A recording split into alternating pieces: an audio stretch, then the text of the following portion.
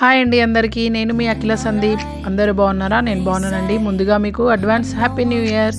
So night cut చేద్దామని, cake చేద్దామని మార్నింగే ఫిక్స్ అయ్యానండి. ఈవినింగ్ పిల్లల్ని పిక్ చేసుకోవడానికి వెళ్ళేటప్పుడు మా పక్కనక్క నైబర్ తను రాణి తన పేరు. సో తనతో వెళ్ళానండి. వచ్చేటప్పుడు తనని అడిగాను అనమాట, ఈరోజు 31st నైట్ కదా, న్యూ ఇయర్కి ఏం ప్లాన్స్ ఉన్నాయి, ఎలా సెలబ్రేట్ చేసుకుందాం అనుకుంటున్నారు అని చెప్పేసి అడిగాను. ప్లాన్స్ అంటూ ఏం లేవు కానీ కేక్ కట్ చేసుకోవాలి, బట్ బయటది ఫుడ్ కేక్ కానీ బయట ఏది తిన్నా పిల్లలకి పడట్లేదు, ఊరికూరికి జలుబులు దగ్గులు వచ్చేస్తున్నాయి, ఎలాగో ఏం చేయాలో అర్థం కావట్లేదు, పిల్లలేమో కేక్ కావాలని చెప్పి మారం చేస్తున్నారని చెప్పింది.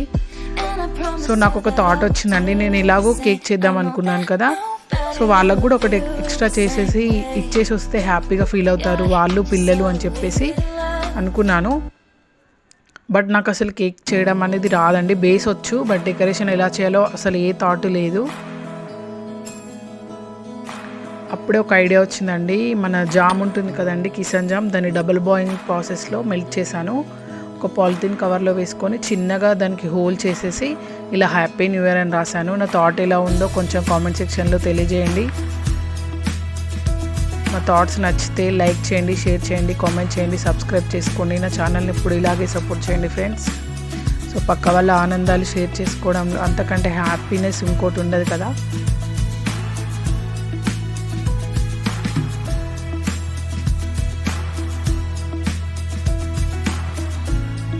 సో తీసుకెళ్ళి ఇచ్చానండి.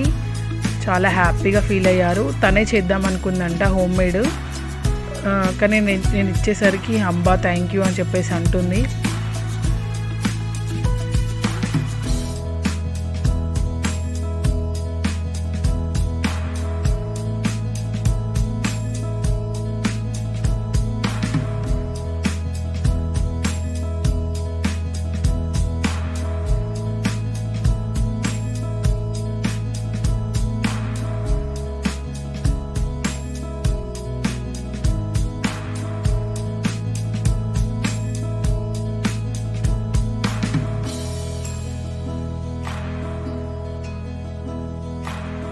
One, two, three.